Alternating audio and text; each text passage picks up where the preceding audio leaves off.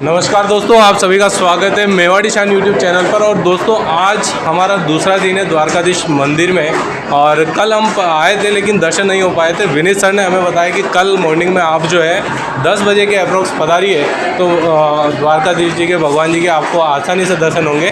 तो आज विनीत जी सर हमारे साथ है और जो है विनीत जी सर से हम जानेंगे अभी दर्शन के बारे में। साथ ही साथ मुकेश जी, आपसे कहूँगा जो श्रद्धालु हैं उनको भी आप कवर करिए और सर से भी हम कुछ बातें करेंगे। मुकेश जी, एक बार इधर से श्रद्धालु जो भी है पूरा कवर कर लीजिए।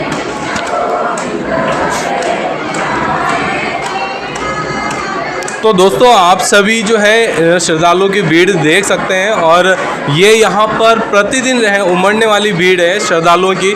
और जहाँ तक मुझे पता है, श्रीनाथ जी के या फिर आप द्वारकाधीश जी भगवान के दर्शन करें, मात्र 2 सेकंड के लिए यदि आप दर्शन करेंगे तो हूबहू कॉपी या यूँ कह लीजिए आपके प्रतिमा माइंड में, अपने मस्तिष्क में जो है आपके प्रिंट हो जाएगी, आपके हृदय में वो प्रिंट हो जाएगी। जय श्री कृष्ण सर। सर, मैं ये जानना चाहूँगा कि अभी जो भगवान जी के दर्शन होने वाले हैं वो कौन से स्वरूप के दर्शन हमें होने वाले हैं? अभी ठाकुर जी राजभोग के दर्शन हम सभी भक्तों को देने वाले हैं।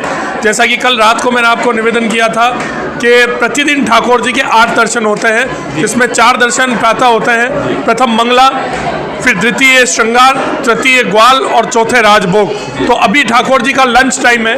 ये ठाकुर जी लंच का जो भोग है वो आरोग रहे, जिसको राजभोग कहा जाता है। और प्रभु के सम्मुख सभी प्रकार की व्यंजन जो है, नाना प्रकार के कढ़ी, चावल, दाल, तरह तरह की सब्जियां, लड्डू, मठड़ी, खीर, श्रीखंड, मेवा भात और तरह तरह के व्यंजन ठाकुर जी को आरोगाए जाते हैं। ठाकुर जी अपनी पूरी ग्वाल्ड मंडली के साथ बैठकर और ये भोजन का आनंद लेते हैं। और उसके बाद ये जो भीड़ आप देख रहे हैं भक्तों की, ये दर्शन के लिए इकट्ठा हुई है। जो गुजरात और साउथ के जो भक्त हैं, अभी जो समय चल रहा है विंटर का, तो इसमें साउथ के जो दर्शनार्थी हैं उनकी संख्या जो है वो बढ़ जाती है।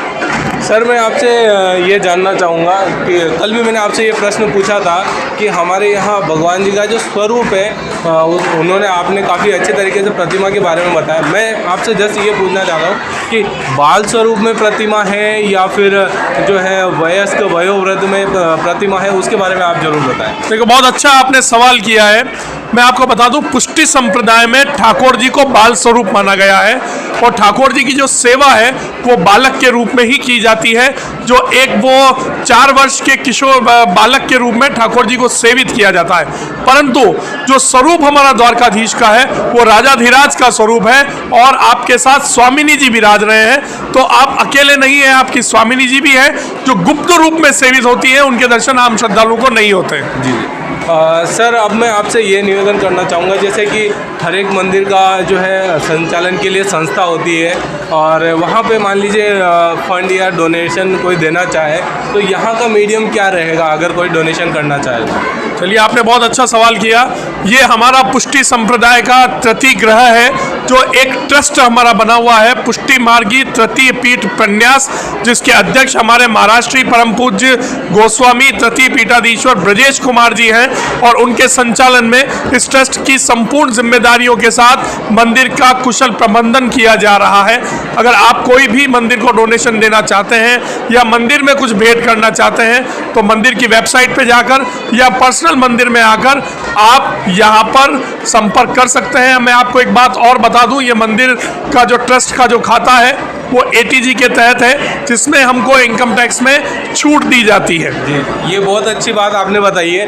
खास तौर जो भी दर्शक गवर्नमेंट एम्प्लॉयज़ है और अपना फंड दान पुण्य हितार्थ देना चाहते हैं, आप टैक्स में तो पे करना ही है, लेकिन कहीं न कहीं यदि आप इस जगह करेंगे तो पुण्यार्थ ज़रूरतमंद लोगों तक वो आपका जो फंड है, जो आपका दान रहेगा वो पहुँचेगा। यहाँ पर जो है गौ सेवार्थ, जैसा कि आप ये पिक्चर एक बार लीजिए मुकेश जी, यहाँ आप देख रहे होंगे और हम सभी जानते हैं कि भगवान ने गोकुल धाम में गाय चराई थी, गोपालन उन्होंने किया था और गोपाल उनका नाम इसी कारण से हुआ था।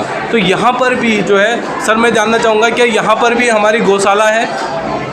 जी मैं आपको बताऊं कि गौशाला यहाँ से 2 किलोमीटर दूर जो आसोटिया गांव का मैंने जिक्र किया था, वहाँ हमारी गौशाला है और 600 के करीब हमारे पास जो गाय, बछड़े और पाड़े, भैंस वगैरह और सारे जानवर हैं। इसके साथ हमारे मंदिर के घोड़े भी हैं। हमारी एक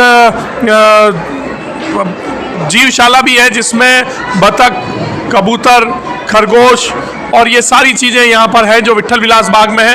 ये जो दृश्य आप देख रहे हैं, पुष्टि संप्रदाय में हवेली जो चित्रकारी शैली है उसका एक विशेष महत्व है। नाथद्वारा में इसका करोड़ों रुपए का बाजार है जो एक्सपोर्ट होता है मार्केट। और ये जो चित्रकारी शैली है बहुत अति प्राचीन है।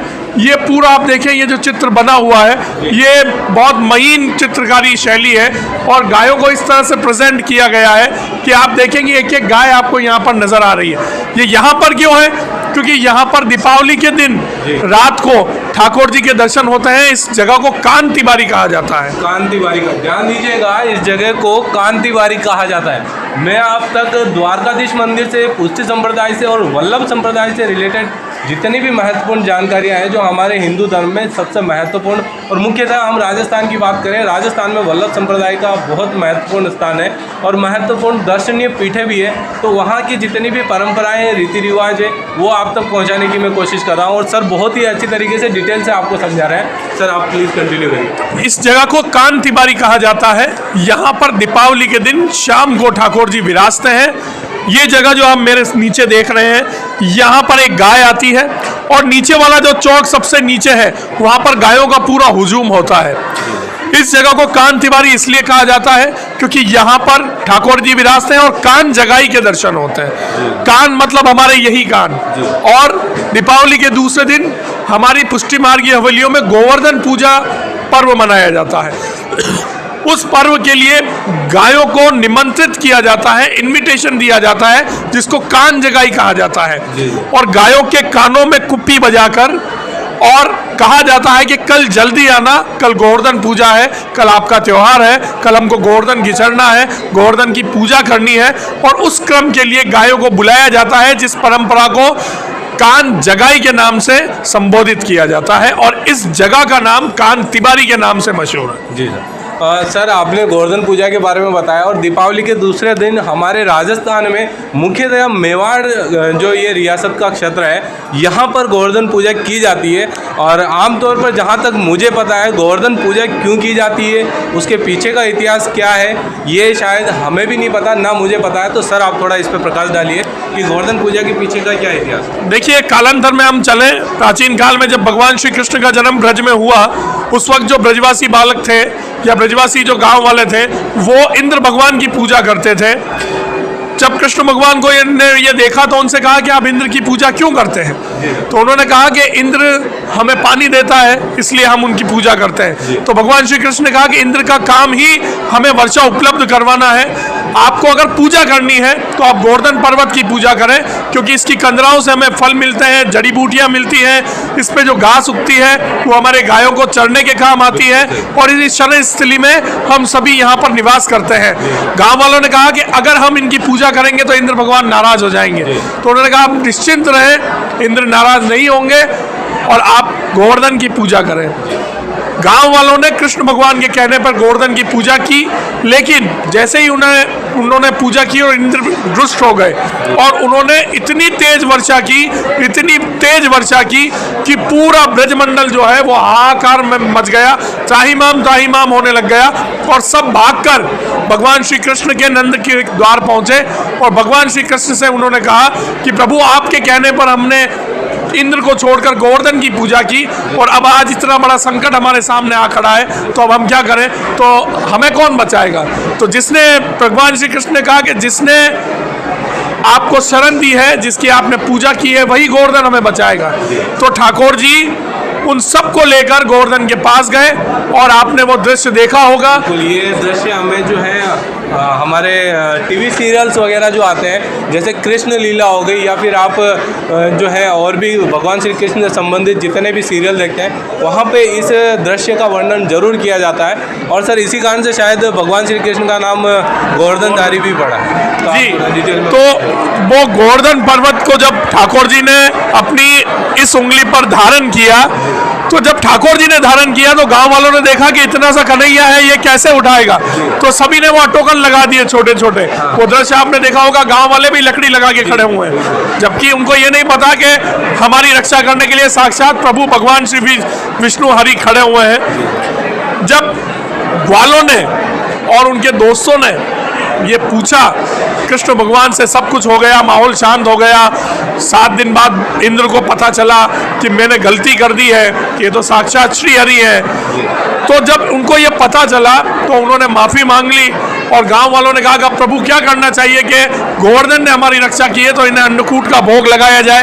तो गोवर्धन पूजा के दिन शाम को प्रभु को अन्नकूट का भोग लगाया जाता है। हर एक गांव में 4 बजे रात के मंदिर में ये परंपरा निभाई जाती है। अब जब सब कुछ शांत हो गया, फिर एक दिन सब बाल गोपाल कृष्ण के साथ खेल रहे थे, तो उनसे पूछा भाई कि ये आपने कैसे किया एक उंगली पे। तो एक दोहा मुझे यहाँ पर याद आ रहा है, जो कृष्ण भगवान ने बहुत सुंदर शब्दों में उनकी ये मतलब एक वो थी कि वो सारा क्रेडिट जो है दूसरों को देते थे। तो उन्होंने कहा कि ये मैंने कुछ नहीं किया। तो उन्होंने कहा कछु माखन को बल भयो, कछु गोपन करी सहाय, और राधा जी के भाग सु मैंने गिरवर लियो उठाए। बिल्कुल, बहुत ही अच्छा दोहा आपने बताया और दोहा मुझे काफ़ी पसंद आया और बहुत ही अच्छा है। जो भी अगर आप भक्ति करते हैं, और ऐसा हमें बुजुर्ग लोग और शास्त्रों में भी मिलता है, यदि भक्त को अभिमान हो जाता है तो भगवान उसके पास कभी नहीं आते हैं। भक्त अगर है तो उसको भक्ति में लीन रहना चाहिए, अपनी भक्ति पर भी कभी अभिमान नहीं करना चाहिए। ये सीख हमें भगवान श्री कृष्ण के इन लीलाओं से मिलती है। और भगवान श्री कृष्ण की जितनी भी लीलाएं हैं, उन लीलाओं में जो है हमारा इस संसार में या हमें हर एक चीज़ या कुछ न कुछ सीख जरूर मिलती है। ज़रूरत है तो सिर्फ हमें ये जानने की कि उन लीलाओं के पीछे क्या रहस्य था, भगवान ने वो लीलाएं क्यों रची, वो हमारे लिए ही, हमें सीख देने के लिए ही रची। क्यों सर, सही है? आपने बिल्कुल यही कहा, सही कहा कि ठाकुर जी ने हमें ये जितने भी हमारे वेद हैं, हमारे शास्त्र हैं, गीता में ठाकुर जी ने जो कहा है वो एक एक बात आज के इस युग में चरितार्थ हो रही है। आज ने देखा होगा, अभी थोड़े दिन पहले अमेरिका ने एक प्रयोग किया था। वो प्रयोग किया था कि भगवान कहाँ है हम ढूंढेंगे, पृथ्वी का निर्माण कैसे हुआ। तो ज़मीन के नीचे 27 किलोमीटर लंबी एक मशीन उन्होंने लगाई, उसमें उन्होंने इतना तेज घर्षण किया जिससे ये पता चले कि पृथ्वी की और वायुमंडल की उत्पत्ति कैसे हुई, और उन्हें यह पता चला कि छोटे छोटे कणों से मिलकर और पृथ्वी का निर्माण हुआ है। लेकिन ये बात गीता में ठाकुर जी ने इतने साल पहले, 5000 साल पहले कह दी थी कि मैं कण कण में विद्यमान हूँ। बिल्कुल सही बात।